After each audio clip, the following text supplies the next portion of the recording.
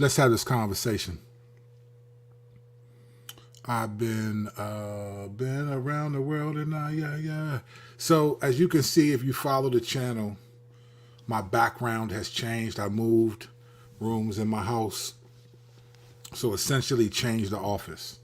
So that's why there's not a bookshelf directly behind me, but now it's actually on these sides. These boxes over here were because I'm still building. I got to build some stuff, new office chair, all that type of stuff. So that explains that. But let's have this conversation. I've been thinking about this for a while. I even mentioned it before on the previous video. But first things first, welcome to CNN. I'm Kirk Kennedy. Let's go in.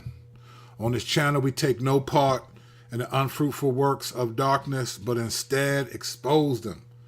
That's what we try to do on this. Sometimes you like what I expose, sometimes you don't. I get it. If you do, hit the like button, subscribe to the channel. If you don't, then you won't, obviously, right? Let's have this conversation. There are two words that I think we all need to know. You know, in the culture that we live in, like here's the gift and the curse of the YouTube algorithm, right? If you watch like one video, or say you watch a couple of videos of a particular topic, the YouTube algorithm will send you all these videos of the same topic, or if it's by the same YouTube channel or channels that are similar to that, you get the same stuff, right? So I've been getting like crazy stuff, like just about the way people are. Like I get these, I'm not a red pill guy. I think a lot of that stuff is just arrogance and self-righteousness. Some of it, I think they're accurate, right? But I get all these videos about like, modern dating, marriage. It's half of them from people who are not married and have no idea how they're going to be when they're married. But I get all these videos about how people are essentially making videos, especially TikTok. Like TikTok for many people has become like social media therapy. Like people just be on TikTok just saying the craziest stuff about themselves, about their lives.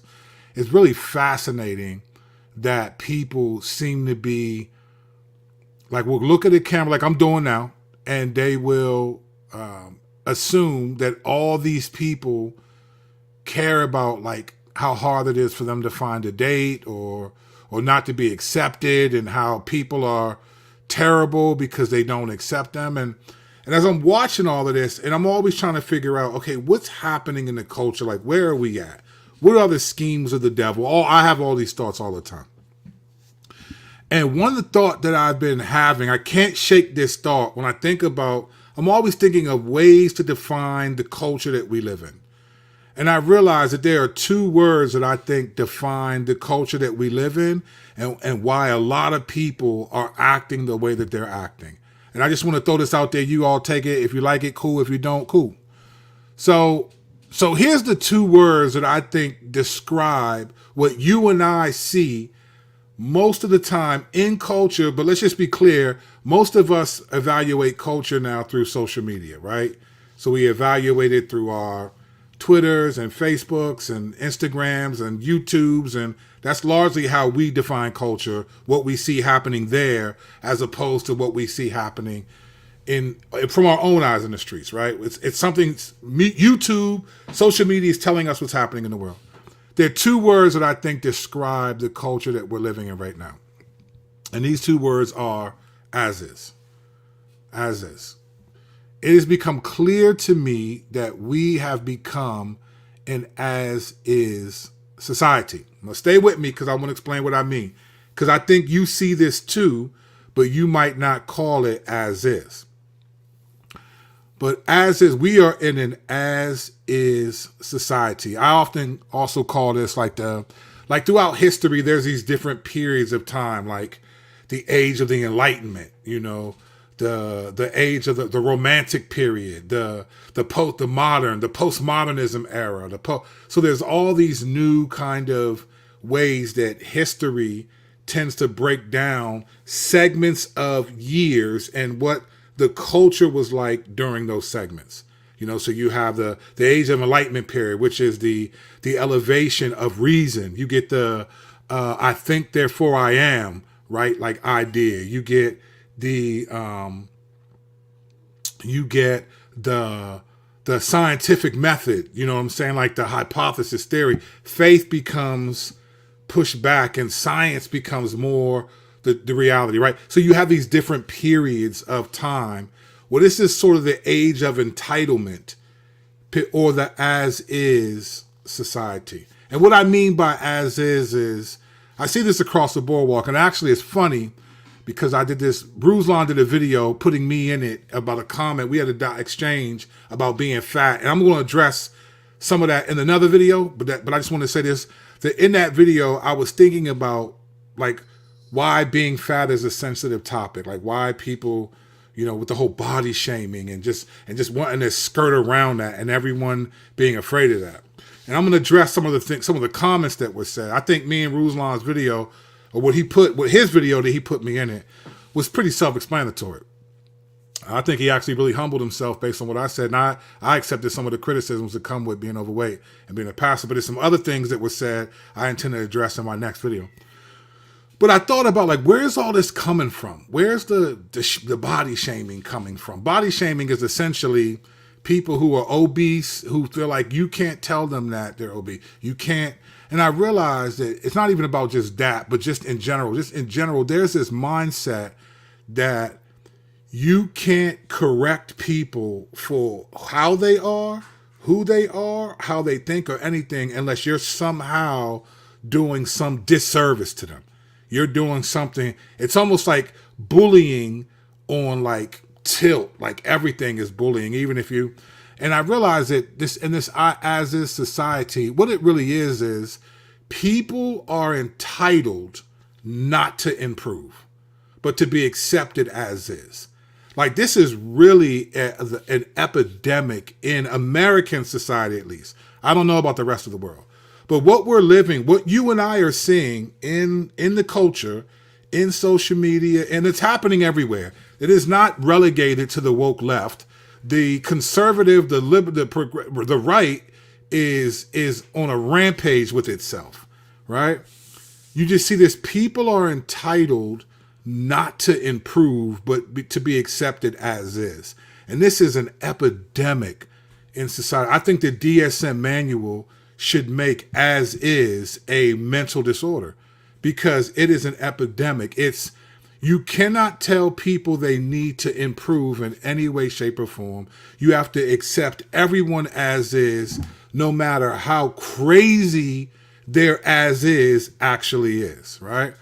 And I've seen this ideology, this as is, infiltrate even the church. I've seen this happen in the church. We see this. I'm going to keep breaking this down. Stay with me. You'll see this everywhere.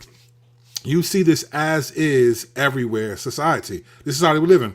You cannot tell people they have to improve in any way. The only way you can tell people to improve that's accepted is if the improvement gains them some unusual amount of economic success. Then everybody wants to level up, right? Everybody wants to improve. But if you tell people they need to lose weight, if you tell people they need to, check themselves because of this, if you tell people they need to improve, people get really offended. And the challenge for the church, if you're a person of the Christian tradition like I am, the challenge is a lot of the Bible is telling you need to improve, right? You need to improve. You need to go after these things. This is happening in the church. I've seen this ideology. It's as is. You may not call it as is, but I promise you've seen this. You've seen it everywhere. YouTube, TikTok. I mean, I don't have TikTok. I don't even mess with TikTok. But I see YouTube videos that show what people are saying on TikTok. And it's an epidemic. And it's infiltrated the church. Let me show you how this has infiltrated the church. So there's this it's an as is theology, right? But it's masked as a very popular term, which the Bible does call us to have, is to be loving, right? You have to love people.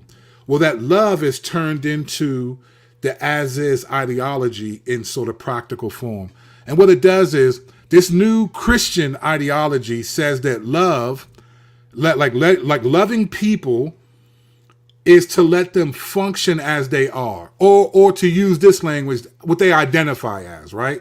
So no matter what it is, I don't care what it is, this idea that to love them the way Christ loves them, you have to let people, you have to love them as is. You have to, wherever they identify as is. This is who I am.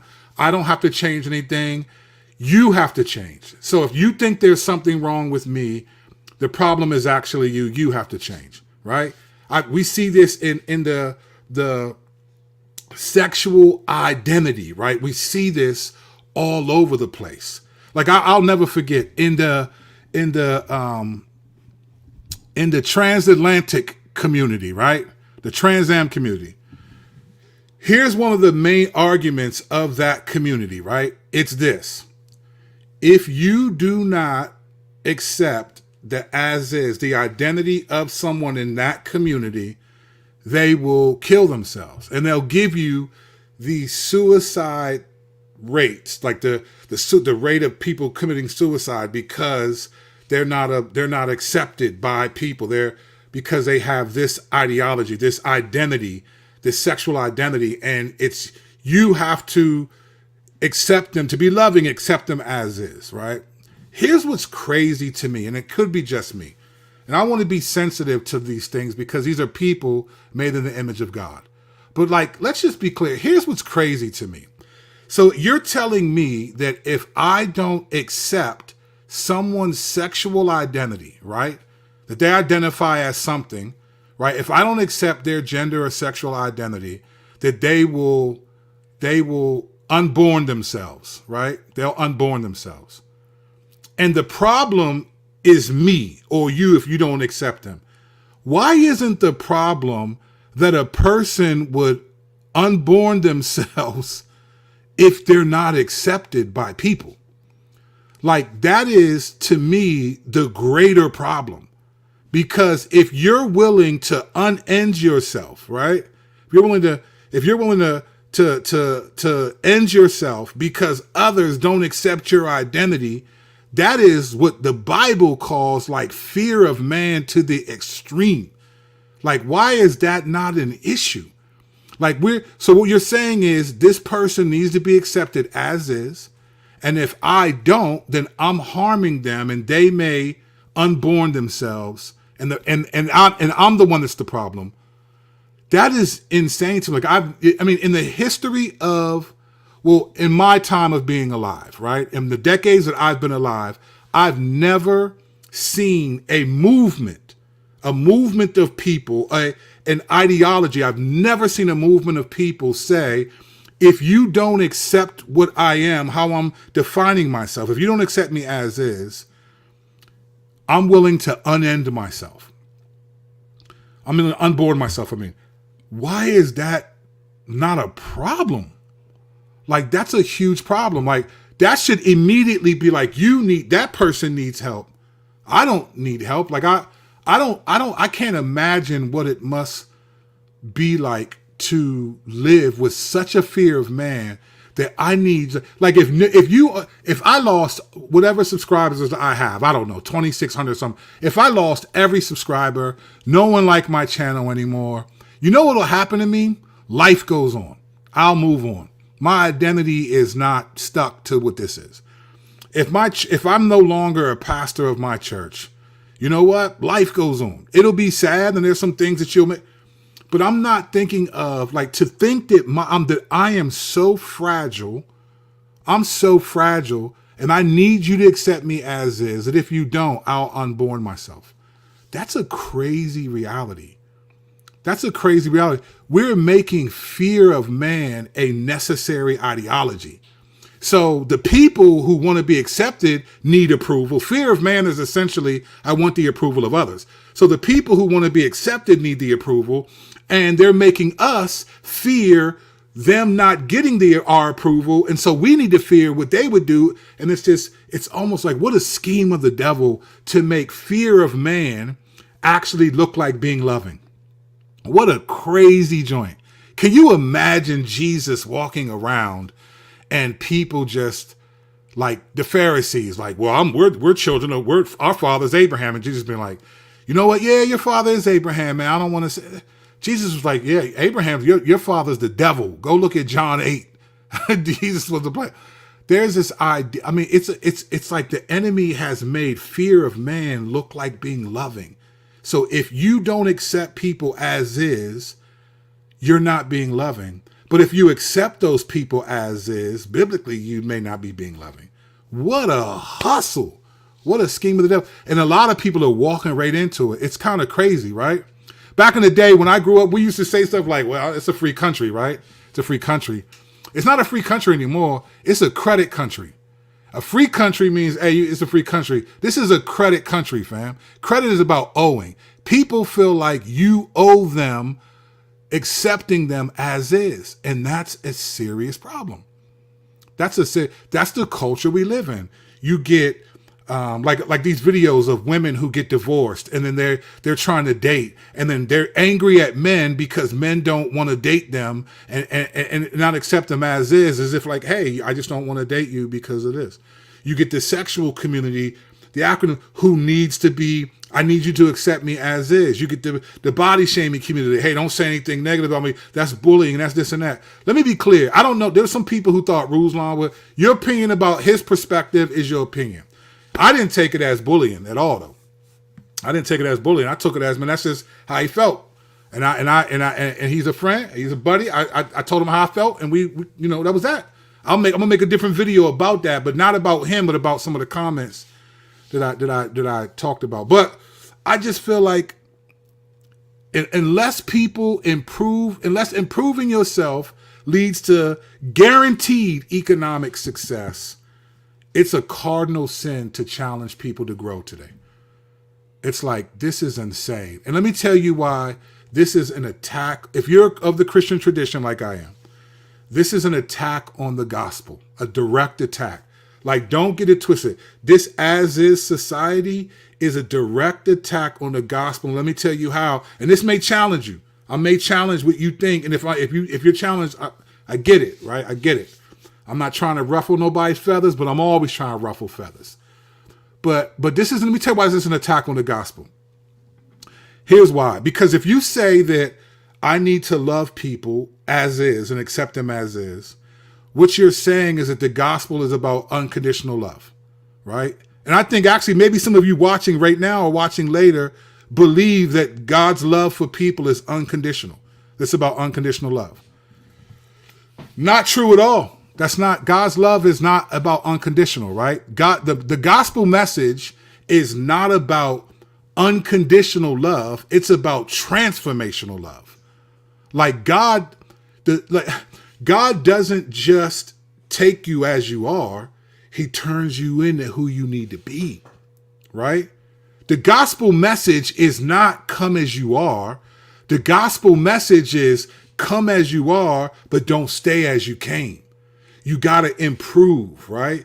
God accepts you as is, but then he transforms you into who you should be. And if you think, well, I need to be loving and embrace people as is, then they don't have to repent. What is repentance for? What is obedience for, right? Jesus said that if you love me, believe that I died on the cross. He said, no, if you love me, obey my commandments. Almost all the commandments in the Bible calls all of us to do different, to be different, to improve, to resist things that we wouldn't normally. That's all of it.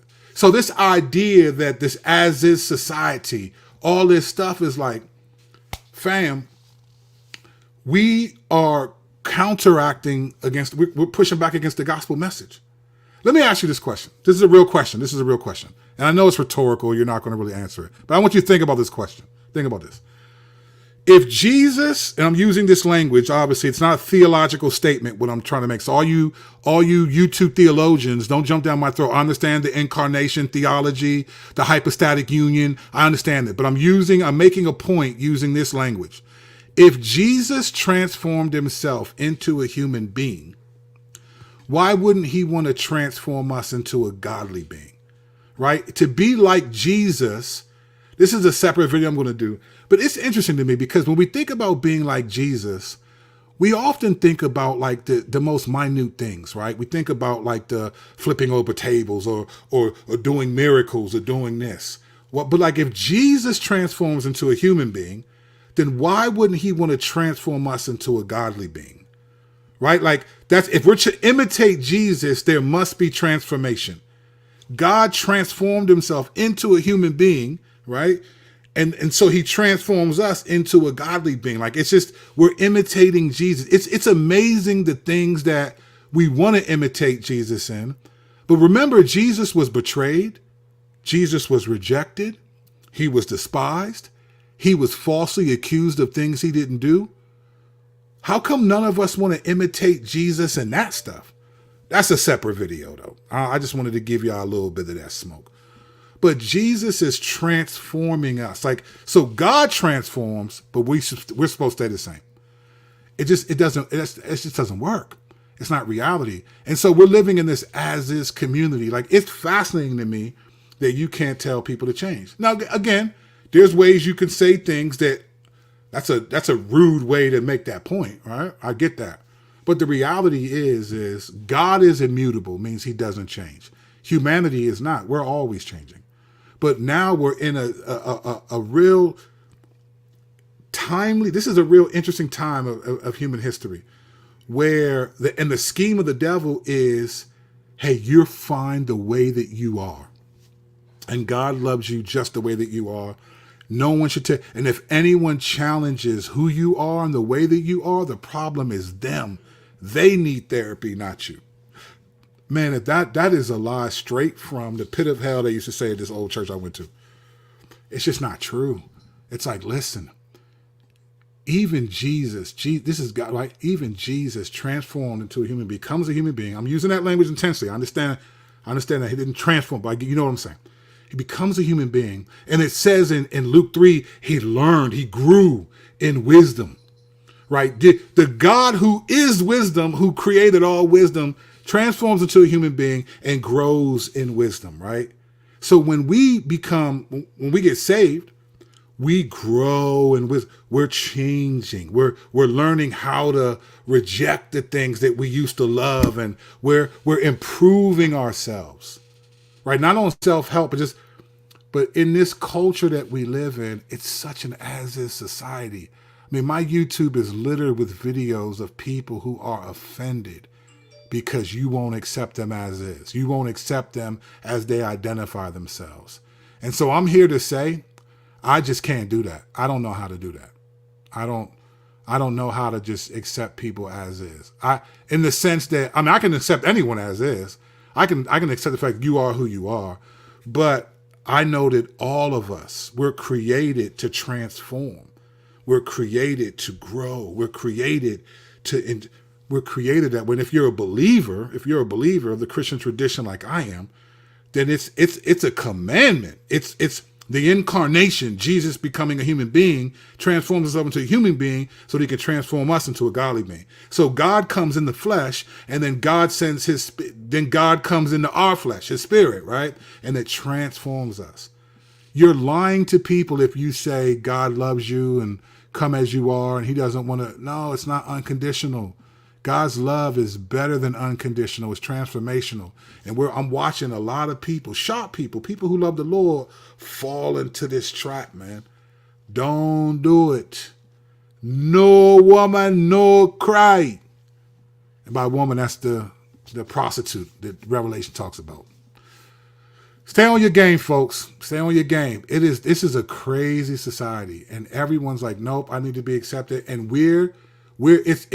it's fear of man masked as biblical love.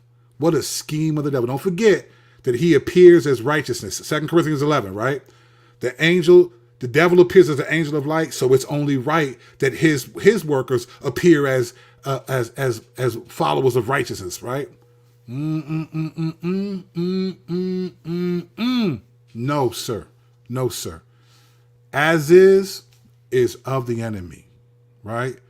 As his is of the Lord. So make sure that if you're a believer, that you don't fall victim to one thinking that you don't need to improve. We're always seeking to improve. We're always trying to obey the Lord.